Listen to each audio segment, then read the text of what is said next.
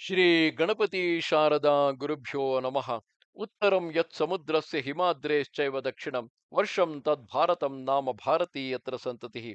ಶ್ರೋತೃಗಳಿಗೆ ಶ್ರೀ ಸ್ಕಾಂದ ಮಹಾಪುರಾಣದ ಎರಡನೆಯ ವೈಷ್ಣವ ಖಂಡದ ಬದರಿಕಾಶ್ರಮ ಮಹಾತ್ಮ್ಯದ ಶಿವ ಕಾರ್ತಿಕೇಯ ಸಂವಾದದಲ್ಲಿ ವಿವಿಧ ತೀರ್ಥ ವರ್ಣನವೆಂಬ 8ನೆಯ ಅಧ್ಯಾಯಕ್ಕೆ ಸ್ವಾಗತ. ಶಿವನು ಹೇಳುತ್ತಾನೆ, ಎಲೈ ಷಣ್ಮುಖನೇ, ಈ ಬ್ರಹ್ಮಕುಂಡದ ದಕ್ಷಿಣ ದಿಕ್ಕಿಗೆ ನರಮಹರ್ಷಿಗೆ ನಿವಾಸವಾದ ಉನ್ನತವಾದ ಪರ್ವತವೊಂದಿರುವುದು. ಅಲ್ಲಿ ಭಗವಂತನು ಹಿಂದೆ ಭುವನೈಕ ಸುಂದರವಾದ ಮೇರು ಪರ್ವತವನ್ನು ಸ್ಥಾಪಿಸಿರುವನು. ಸ್ಕಂದನು ಕೇಳುತ್ತಾನೆ, ತಂದೆಯೇ, ಭಗವಂತನು ನರಮಹರ್ಷಿಯ ಸನ್ನಿಧಿಯಲ್ಲಿ ಮೇರು ಪರ್ವತವನ್ನು ಹೇಗೆ ಸ್ಥಾಪಿಸಿದನು? ಇದನ್ನು ಕೇಳಲು ನನಗೆ ಅತ್ಯಂತ ಕುತೂಹಲ ಉಂಟಾಗಿರುವುದು. ನಿನಗೆ ಇಷ್ಟವಿದ್ದರೆ ಈ ವಿಚಾರವನ್ನು ನನಗೆ ತಿಳಿಸು. ಮಹಾದೇವನು ಹೇಳುತ್ತಾನೆ, ವತ್ಸ, ಶ್ರೀಮನ್ನಾರಾಯಣನು ಬದರಿಕಾಶ್ರಮದಲ್ಲಿ ಬಂದು ನೆಲೆಸಿದ ಮೇಲೆ ದೇವತೆಗಳು, ಮಹರ್ಷಿಗಳು, ಸಿದ್ಧರು, ವಿದ್ಯಾಧರರು, ಚಾರಣರು ಒಟ್ಟುಗೂಡಿ ಭಗವಂತನ ದರ್ಶನ ಲಾಭಕ್ಕೆ ಉತ್ಸುಕರಾಗಿ ಮೇರು ಪರ್ವತದ ಶಿಖರಗಳನ್ನು ತ್ಯಜಿಸಿ ಅಲ್ಲಿಗೆ ಬಂದು ಪರಮಾತ್ಮನ ದರ್ಶನದಿಂದ ಉಂಟಾದ ಸಂತೋಷದ ಭರದಲ್ಲಿ ಸ್ವರ್ಗಾದಿ ಲೋಕಗಳನ್ನು ತಿರಸ್ಕರಿಸಿ ಅಲ್ಲಿಯೇ ನಿಂತು ಬಿಟ್ಟರು. ಎಲೈ ಷಡಾನನನೆ, ಆಗ ಭಗವಂತನು ಅವರಿಗೆ ಸೌಖ್ಯವನ್ನುಂಟು ಮಾಡುವವನಾಗಿ ಒಂದೇ ಕೈಯಿಂದ ಅನಾಯಾಸವಾಗಿಯೇ ಮೇರು ಪರ್ವತದ ಶೃಂಗಗಳನ್ನು ಕಿತ್ತು ತಂದು ಬದರಿ ಕ್ಷೇತ್ರದಲ್ಲಿ ಸ್ಥಾಪಿಸಿ ಸಕಲ ಜನರಿಗೂ ಪ್ರೀತಿ ಸಂತೋಷವನ್ನು ಹೆಚ್ಚಿಸಿದನು. ಬಳಿಕ ಅಲ್ಲಿ ನೆರೆದಿದ್ದವರೆಲ್ಲರೂ ಚಿನ್ನದಿಂದ ಕೂಡಿದ ಪರ್ವತ ಶಿಖರಗಳನ್ನು ನೋಡಿ ಪ್ರಸನ್ನ ಮನಸ್ಕರಾಗಿ ಜರಾಮರಣ ವರ್ಜಿತನಾದ ಶ್ರೀಮನ್ನಾರಾಯಣನನ್ನು ಸ್ತೋತ್ರ ಮಾಡತೊಡಗಿದರು. ದೇವತೆಗಳು ಹೇಳುತ್ತಾರೆ, ಯಾವನು ನಮಗೆ ಸೌಖ್ಯವನ್ನುಂಟು ಮಾಡಿ ಸಂಸಾರದಿಂದ ವಿಶ್ರಾಂತಿಯನ್ನು ಕೊಡಲು ಅನೇಕ ಲೀಲಾ ರೂಪಗಳಾದ ಶರೀರಗಳನ್ನು ಧರಿಸಿ ಈಗ ಈ ಮೇರು ಪರ್ವತವನ್ನು ಇಲ್ಲಿಗೆ ತಂದಿರಿಸಿದನೋ, ದೇವತೆಗಳ ಶತ್ರುಗಳಾದ ನೂರಾರು ರಾಕ್ಷಸರನ್ನು ಜಯಿಸಿದನೋ, ಅವರಲ್ಲಿಯೇ ಪಕ್ಷಪಾತವುಳ್ಳವನಾಗಿರುವನೋ ಮತ್ತು ಉಗ್ರವಾದ ತಪಸ್ಸೆಂಬ ಸಂಪತ್ತನ್ನು ಪಡೆದಿರುವನೋ, ಅಂತಹ ಲೋಕನಾಯಕನಿಗೆ ನಮಸ್ಕಾರವನ್ನು ಮಾಡುವೆವು. ದರಿದ್ರರ ಕಷ್ಟ ಪರಂಪರೆ ಎಂಬ ಹತ್ತಿಯ ರಾಶಿಗೆ ಬೆಂಕಿಯ ಕಿಡಿಯಾಗಿರುವನೋ, ಆಶ್ರಿತರಿಗೆ ಅಭೀಷ್ಟಗಳನ್ನು ನೆರವೇರಿಸಿಕೊಡುವವನು, ಆತ್ಮೈಕ್ಯವನ್ನು ತಿಳಿದವರಲ್ಲಿ ಉತ್ತಮನಾದವನು ಆದ ಯಾವ ಪರಮಾತ್ಮನು ಲೋಕಾನುಗ್ರಹದ ದೃಷ್ಟಿಯಿಂದ ಇತರ ಪದಾರ್ಥಗಳ ಇಚ್ಛೆ ಇಲ್ಲದೆಯೇ ಕೇವಲ ತನ್ನ ಇಂದ್ರಿಯಗಳಿಂದಲೇ ಸರ್ವ ವ್ಯಾಪಾರವನ್ನು ನಡೆಸುವನು, ಯಾವನ ಲೀಲಾ ವಿನೋದಗಳನ್ನು ಮತ್ತೆ ಯಾವ ಪುರುಷನು ಅನುಕರಿಸಲಾರನೋ ಅಂತಹ ಪರಮಾತ್ಮನು ನಮ್ಮಲ್ಲಿ ಪ್ರಸನ್ನನಾಗಲಿ. ಯಾವನು ತಂದೆಯಂತೆ ಕೃಪಾಪೂರ್ಣನಾಗಿ ಉತ್ತಮ ಬುದ್ಧಿಯುಕ್ತರಾದ ನಮಗೆ ಚೆನ್ನಾಗಿ ಶಿಕ್ಷೆಯನ್ನು ವಿಧಿಸುವನು, ಯಾವನು ಸ್ವಾತ್ಮಲಾಭದಿಂದಲೇ ಸಂಪೂರ್ಣ ಕಾಮನಾಗಿರುವನು, ಮೂರು ಲೋಕಗಳನ್ನು ರಕ್ಷಿಸುವ ವಿಚಕ್ಷಣೆಗುಳ್ಳ ಕಡೆಗಣ್ಣಿನ ನೋಟವೆಂಬ ದಿವ್ಯಾಮೃತದ ಸಮುದ್ರದಂತಿರುವ ಆ ಶ್ರೀಹರಿಯು ನಮ್ಮನ್ನು ವಿಪತ್ತುಗಳಿಂದ ಕಾಪಾಡಲಿ. ಋಷಿಗಳು ಹೇಳುತ್ತಾರೆ, ಜನ್ಮರಹಿತನೂ ಸರ್ವವ್ಯಾಪಕನೂ ಆದ ಯಾವನಿಂದ ಅಧ್ಯಸ್ಥವಾಗಿ ಈ ಸಮಸ್ತ ಪ್ರಪಂಚವು ಮಕ್ಕಳಾಟದ ಕುಡಿಕೆಯಂತಿದ್ದರೂ ಸತ್ಯವೆಂದೇ ತೋರುತ್ತಿರುವುದು, ಯಾವನ ಮುಖದಲ್ಲಿ ಕೋಟಿ ಸೂರ್ಯದ ಪ್ರಕಾಶದ ಸಮೂಹವು ಕಾಣುತ್ತಿರುವುದು, ಯಾವನು ಆಶ್ರಿತರಿಗೆ ತನ್ನ ದರ್ಶನವನ್ನು ಕೊಡುತ್ತಿರುವನೋ ಅಂತಹ ಶಾಶ್ವತನಾದ ನಿನಗೆ ನಿರಂತರವೂ ನಾವು ಪ್ರಣಾಮಗಳನ್ನು ಮಾಡುವೆವು.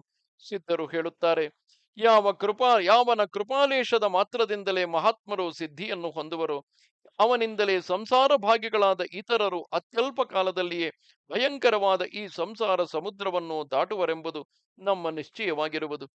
ವಿದ್ಯಾಧರರು ಹೇಳುತ್ತಾರೆ, ಸರ್ವವ್ಯಾಪಿಯು ಸಕಲ ಸದ್ಗುಣ ನಿಲಯನು ದಿವ್ಯ ಸುಂದರ ವಿಗ್ರಹನು ಪರಾತ್ಪರನು ಸರ್ವೇಶ್ವರನು ಪೂಜೆಯ ಪರಂಪರೆಗೆ ವಿಷಯನಾದವನು ಆದ ಓ ಸ್ವಾಮಿಯೇ, ನಿನ್ನ ಪಾದ ಕಮಲಗಳ ಮಧುವನ್ನು ಪಾನ ಮಾಡಿ ಮದಿಸಿದವರು ಕೃತ್ಕೃತ್ಯರಾಗಿರುವರು ಎಂಬ ವಿಷಯದಲ್ಲಿ ಸ್ವಲ್ಪವೂ ಆಶ್ಚರ್ಯ ಪಡಬೇಕಾದುದಿಲ್ಲ.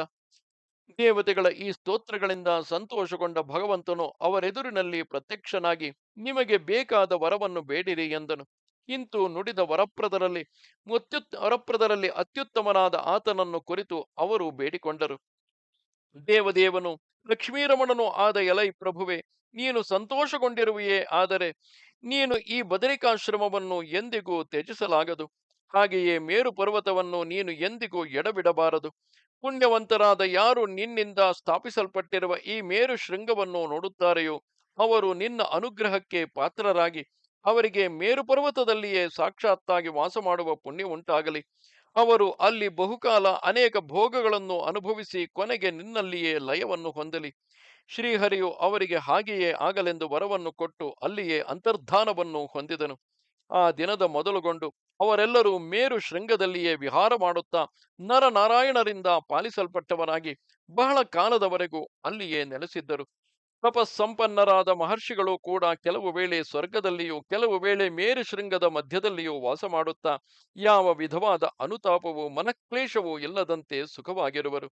ಷಡ್ಗುಣೈಶ್ವರ್ಯ ಸಮನ್ವಿತನಾದ ಶ್ರೀಮನ್ನಾರಾಯಣನು ಬಿಲ್ಲು ಬಾಣಗಳನ್ನು ಧರಿಸಿ ತಪಸ್ಸಿನಿಂದ ಬೆಂಕಿಯಂತೆ ಜ್ವಲಿಸುತ್ತಾ ಅಲ್ಲಿಯೇ ನರನ ರೂಪದಿಂದ ಶಾಶ್ವತವಾಗಿ ನೆಲೆಸಿರುವನು. ಅಲ್ಲದೆ ಆ ಸ್ವಾಮಿಯು ಮಹರ್ಷಿ ಸಮೂಹದ ಆನಂದವನ್ನು ವೃದ್ಧಿಗೊಳಿಸುತ್ತಾ ತಪಸ್ಸನ್ನು ಮಾಡುತ್ತಿರುವನು. ಅಲ್ಲಿ ಲೋಕಪಾಲಕರಿಂದಲೂ ನಮಸ್ಕರಿಸಲ್ಪಡುತ್ತಿರುವ ಉತ್ತಮವಾದ ಮತ್ತೊಂದು ತೀರ್ಥವಿರುವುದು. ಅಲ್ಲಿ ಮಹಾವಿಷ್ಣುವು ತಾನೇ ಲೋಕಪಾಲಕರನ್ನು ಸ್ಥಾಪನೆ ಮಾಡಿರುವನು. ಸ್ಕಂದನು ಪ್ರಶ್ನೆ ಮಾಡುತ್ತಾನೆ, ಮಹಾಪ್ರಾಜ್ಞನಾದ ತಂದೆಯೇ, ಭಗವಂತನಿಂದ ಲೋಕಪಾಲಕರು ಅಲ್ಲಿ ಹೇಗೆ ಸ್ಥಾಪಿತರಾದರು? ಅತ್ಯಂತ ಕುತೂಹಲವಾದ ವ್ಯಾಪಾರದಿಂದ ಕೂಡಿದ ಈ ಚರಿತ್ರೆಯನ್ನು ನನಗೆ ನಿರೂಪಿಸು. ಶಿವನು ಹೇಳುತ್ತಾನೆ, ವತ್ಸ, ಒಮ್ಮೆ ಮೇರು ಪರ್ವತದಲ್ಲಿರುವ ಆಶ್ರಯ ಸ್ಥಾನಗಳನ್ನೆಲ್ಲ ಶ್ರೀಹರಿಯು ಇಲ್ಲಿಗೆ ತಂದವನಾಗಿ ದೇವತೆಗಳು ಮಹರ್ಷಿ ಮುಖ್ಯರೆನಿಸಿದವರು ಹೇಗೆ ವಾಸಿಸುತ್ತಿರುವರು ಎಂಬುದನ್ನು ನೋಡಬೇಕೆಂಬ ಅಪೇಕ್ಷೆಯಿಂದ ಅಲ್ಲಿಗೆ ಬಂದನು. ಆತನನ್ನು ಕಾಣುತ್ತಲೇ ಸಂಭ್ರಮದಿಂದಿದ್ದು ದೇವತೆಗಳೆಲ್ಲರೂ ನಮಸ್ಕಾರಗಳನ್ನು ಮಾಡಿ, ಭಗವಂತನಾದ ಎಲೈ ಸ್ವಾಮಿಯೇ, ನಮ್ಮಲ್ಲಿ ಪ್ರಸನ್ನನಾಗು ಎಂದು ವಿನಯಾನ್ವಿತರಾಗಿ ಪ್ರಾರ್ಥಿಸಿದರು. ಭಗವಂತನು ಒಂದು ಕ್ಷಣ ಮಾತ್ರ ವಿಶ್ರಮಿಸಿಕೊಂಡು ಆ ಭೂಮಿಯು ನಿರ್ಮಾನುಷವಾಗಿರುವುದನ್ನು ಕಂಡು ಮಹರ್ಷಿಗಳು ದೇವತೆಗಳು ಪರಸ್ಪರರ ಸಮೀಪದಲ್ಲಿಯೇ ವಾಸ ಮಾಡುವುದು ಉಚಿತವಲ್ಲವೆಂದು ಮನಸ್ಸಿಗೆ ತಂದುಕೊಂಡನು. ಅಲ್ಲದೆ ಮಧುಸೂದನನಾದ ಆ ಸ್ವಾಮಿಯು ನಗುತ್ತಲೇ ಸಮಸ್ತ ಲೋಕಪಾಲಕರನ್ನು ತನ್ನ ಬಳಿಗೆ ಕರೆಯಿಸಿಕೊಂಡು ಹೇಳತೊಡಗಿದನು. ಇಲ್ಲಿ ನಿಮ್ಮಂತಹ ದೇವತೆಗಳು ನೆಲೆಸುವುದು ಯೋಗ್ಯವಲ್ಲ. ಮಹರ್ಷಿಗಳು, ತಪಸ್ವಿಗಳು, ಸಿದ್ಧರು ಇಲ್ಲಿ ತಮ್ಮ ಪತ್ನಿಯರೊಡನೆ ವಾಸ ಮಾಡುತ್ತಿರುವರಲ್ಲದೆ ನಿಮ್ಮಂತಿರುವ ಲೋಕನಾಯಕರಿಗೆ ನಾನು ಮೊದಲೇ ಬೇರೆ ನಿವಾಸವನ್ನು ಕಲ್ಪಿಸಿರುವೆನು. ಎಲೈ ಷಣ್ಮುಖನೇ, ಆಗ ಪರಮಾತ್ಮನು ವೇಗವಾಗಿ ಬಂದು ಮನೋಹರವಾದ ಮೇರು ಶೃಂಗದಲ್ಲಿ ಲೋಕಪಾಲಕರೆಲ್ಲರನ್ನೂ ಕರೆದು ಸ್ಥಾಪನೆ ಮಾಡಿದನು. ಅವರಿಗೆ ನೀರಿನ ಅನುಕೂಲವನ್ನು ಕಲ್ಪಿಸಲು ತನ್ನ ಕೈಯೊಳಗಿನ ಕಲ್ಲಿನ ದಂಡದಿಂದ ಪರ್ವತವನ್ನು ಸೀಳಿ ಅತ್ಯಂತ ಮನೋಹರವಾದ ಕ್ರೀಡಾ ಸರೋವರವೊಂದನ್ನು ಅಲ್ಲಿಯೇ ನಿರ್ಮಿಸಿದನು. ಅಲ್ಲಿ ದೇವತೆಗಳು ತಮ್ಮ ತಮ್ಮ ಸ್ತ್ರೀಯರೊಡನೆ ಯಥೇಚ್ಛವಾಗಿ ವಿಹರಿಸುತ್ತಿರುವರು. ಸ್ವರ್ಗ ನಿವಾಸಿಗಳಾದ ಅವರೊಡನೆ ಗಂಧರ್ವರು ಸಹ ಸೇರಿಕೊಂಡು ಗೀತಗಳನ್ನು ಹಾಡುತ್ತಾ ಅನುಮೋದಿಸುತ್ತಿರುವರು. ಅಲ್ಲಿರುವ ವನಗಳೆಲ್ಲವೂ ಪುಷ್ಪಗಳ ಸುಗಂಧಗಳಿಂದ ಮನೋಹರಗಳಾಗಿರುವವು. ಅಲ್ಲಿ ವಾಸ ಮಾಡುವವರಿಗೆ ಮನಸ್ಸಂತೋಷದಿಂದ ದಿವಸಗಳು ಕೂಡ ಕೇವಲ ಕ್ಷಣಗಳಂತೆಯೇ ಕಳೆದು ಹೋಗುತ್ತಿರುವವು. ಭಗವಂತನು ಕೂಡ ಆ ದೇವತೆಗಳಿಗೆ ಆನಂದವನ್ನು ಉಂಟು ಮಾಡುವವನಾಗಿ ಪ್ರತಿ ಮಾಸದಲ್ಲಿಯೂ ಶುಕ್ಲ ಕೃಷ್ಣ ದ್ವಾದಶಿಯ ದಿನಗಳಲ್ಲಿಯೂ ಮತ್ತು ಪೌರ್ಣಮಿಯ ದಿನಗಳಲ್ಲಿಯೂ ತಾನೇ ಸ್ನಾನ ಮಾಡಲು ಬಿಜಗೈಯುವನು. ಆ ಬಳಿಕ ಸಮಸ್ತ ಮಹರ್ಷಿಗಳು ತಪೋನಿಧಿಗಳಾದ ಮಹಾಮುನಿಗಳು ಮಧ್ಯಾಹ್ನದ ವೇಳೆಯಲ್ಲಿ ಸ್ನಾನ ಮಾಡುವಾಗ ಆ ತೀರ್ಥದ ಜಲದಲ್ಲಿ ತಮ್ಮ ಜ್ಞಾನಚಕ್ಷಸ್ಸುಗಳಿಂದ ಅಸಂಗವೂ ಪರಾತ್ಪರವೂ ಆದ ದಿವ್ಯ ಜ್ಯೋತಿಯೊಂದನ್ನು ಕಾಣುವರು. ಇತರ ಸಮಸ್ತ ತೀರ್ಥಗಳಲ್ಲಿಯೂ ಸ್ನಾನ ಮಾಡುವುದರಿಂದ ಯಾವ ಫಲವು ಶಾಸ್ತ್ರೋಕ್ತವಾಗಿರುವುದೋ ಆ ಫಲವೇ ಒಂದು ಕ್ಷಣ ಮಾತ್ರ ಈ ದಂಡಪುಷ್ಕರಿಣಿ ಎಂಬ ತೀರ್ಥದ ದರ್ಶನದಿಂದ ಜನರಿಗೆ ಲಭಿಸುವುದು. ಇಲ್ಲಿ ಬುದ್ಧಿವಂತರು ಮಾಡಿದ ಕಾಮ್ಯ ಕರ್ಮಗಳೆಲ್ಲವೂ ಫಲದಾಯಕಗಳಾಗುವವು. ಇಲ್ಲಿ ಪಿತೃದೇವತೆಗಳಿಗೆ ಪಿಂಡ ಪ್ರದಾನವನ್ನು ಮಾಡುವುದರಿಂದ ಗಯಾಕ್ಷೇತ್ರದಲ್ಲಿ ಮಾಡಿದ ಪಿಂಡ ದಾನದ 8ರಷ್ಟು ಫಲವು ಕೈಗೂಡುವುದು. ಈ ತೀರ್ಥದಲ್ಲಿ ಮಾಡಿದ ಯಜ್ಞ, ದಾನ, ತಪಸ್ಸು, ಸತ್ಕಾರ್ಯಗಳೆಲ್ಲವೂ ಅಕ್ಷಯ ಫಲದಾಯಕಗಳೆಂದು ಹೇಳಲ್ಪಟ್ಟಿರುವುದು. ಎಲೈ ಷಣ್ಮುಖನೇ, ಜ್ಯೇಷ್ಠ ಮಾಸದ ಶುಕ್ಲ ಪಕ್ಷದ ದ್ವಾದಶಿಯ ದಿನದಲ್ಲಿ ಶಾಸ್ತ್ರೋಕ್ತ ಪ್ರಕಾರವಾಗಿ ಇಲ್ಲಿ ಸ್ನಾನವನ್ನು ಮಾಡಲು ಮನುಷ್ಯನು ಕೃತಕೃತ್ಯನಾಗುವನು. ಬದರಿಕಾಶ್ರಮದಲ್ಲಿರುವ ತೀರ್ಥಗಳೆಲ್ಲವುಗಳ ಮಧ್ಯೆ ಈ ತೀರ್ಥವು ದೇವತೆಗಳಿಗೆ ಏಕಾಂತ ಸ್ಥಳವಾಗಿರುವುದು. ಇದರ ವಿಷಯವಾಗಿ ಎಲ್ಲೆಡೆಗಳಲ್ಲಿಯೂ ಬಹಿರಂಗವಾಗಿ ಪ್ರಸಂಗವನ್ನು ಮಾಡಬಾರದು. ನಿನ್ನಲ್ಲಿರುವ ಪ್ರೀತಿಯಿಂದಲೇ ನಾನು ನಿನಗೆ ಇದನ್ನು ವಿವರಿಸಿರುವೆನು. ಈ ವಿಷಯದಲ್ಲಿ ಹೆಚ್ಚಾಗಿ ಹೇಳತಕ್ಕುದೇನಿರುವುದು? ದೇವತೆಗಳಿಂದ ಅತ್ಯಂತ ಗುಪ್ತವಾಗಿಡಲ್ಪಟ್ಟಿರುವ ಮಹಾತ್ಮೆಯುಳ್ಳ ಈ ತೀರ್ಥವನ್ನು ಮಹತ್ತರವಾದ ಪುಣ್ಯವನ್ನು ಸಂಪಾದಿಸಿದವರು ಮಾತ್ರ ನೋಡಬಲ್ಲರು. ಎಲೈ ಗುಹನೆ, ಇತರರಿಗೆ ಯಾವ ವಿಧದಿಂದಲೂ ಇದು ಲಭಿಸುವುದಿಲ್ಲ. ಈ ತೀರ್ಥದ ಮಹಾತ್ಮೆಯನ್ನು ಕುರಿತು ದೇವತೆಗಳು ಪ್ರತಿನಿತ್ಯವೂ ತಮ್ಮ ಅಂತರಂಗದಲ್ಲಿ ಚಿಂತನೆ ಮಾಡುತ್ತಿರುವರು. ವೇದಾಭ್ಯಾಸವನ್ನು ವಿಧಿವಿಹಿತ ಮಾರ್ಗದಿಂದ ಮಾಡಿಕೊಂಡು ಸಕಲ ಕರ್ಮಗಳನ್ನು ಪರಮಾತ್ಮನಿಗೆ ಯಾರು ಅರ್ಪಣೆ ಮಾಡಿರುವರೋ ಅವರು ಮಾತ್ರ 3 ಲೋಕಗಳಲ್ಲಿಯೂ ದುರ್ಲಭವಾದ ಮಹಿಮೆಯುಳ್ಳ ಈ ತೀರ್ಥವನ್ನು ನೋಡಲು ಸಮರ್ಥರಾಗುವರು. ಆ ಸಾಧನ ಸಂಪತ್ತಿ ಇಲ್ಲದವರಿಗೆ ದಂಡ ಪುಷ್ಕರಿಣಿ ತೀರ್ಥದ ದರ್ಶನವು ಸುಲಭವಾಗಿ ಲಭಿಸುವುದಿಲ್ಲ. ದಂಡೋದಕಕ್ಕಿಂತಲೂ ಉತ್ತಮವಾದ ತೀರ್ಥವಿಲ್ಲವು. ಮಹಾವಿಷ್ಣುವಿಗೆ ಸಮಾನವಾದ ದೇವತೆ ಇರುವುದಿಲ್ಲವು. ವಿಶಾಲ ಎಂದು ಹೆಸರಾದ ಬದರಿಕಾಶ್ರಮಕ್ಕೆ ಸದೃಶವಾದ ಕ್ಷೇತ್ರವು ಎಲ್ಲಿಯೂ ಇರಲಿಲ್ಲವಲ್ಲದೆ ಮುಂದೆ ಎಲ್ಲಿಯೂ ಉಂಟಾಗುವುದಿಲ್ಲ.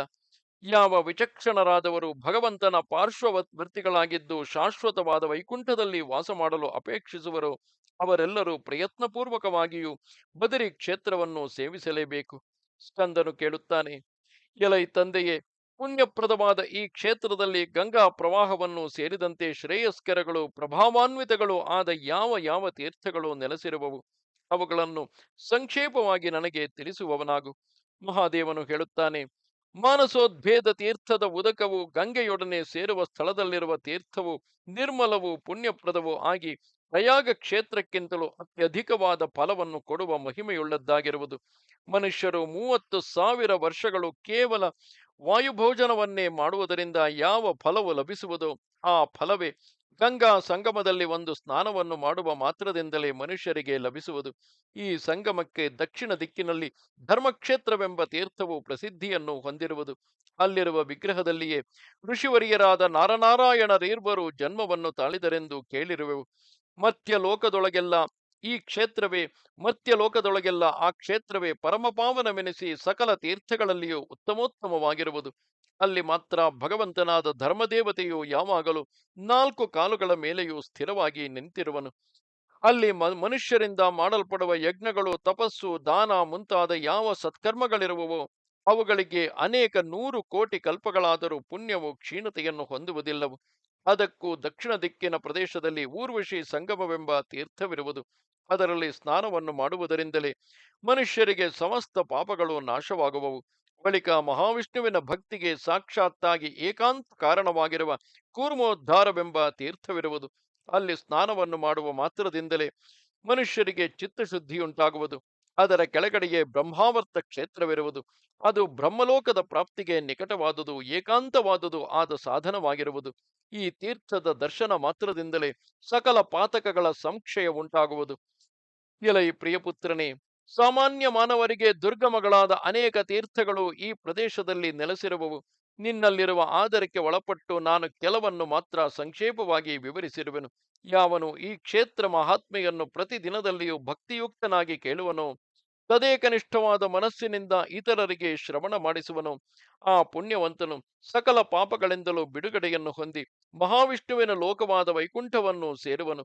ಈ ಪುರಾಣದ ಶ್ರವಣದಿಂದ ಮಹಾರಾಜನಾದವನು ಯುದ್ಧದಲ್ಲಿ ದಿಗ್ವಿಜಯವನ್ನು ಪಡೆಯುತ್ತಾನೆ.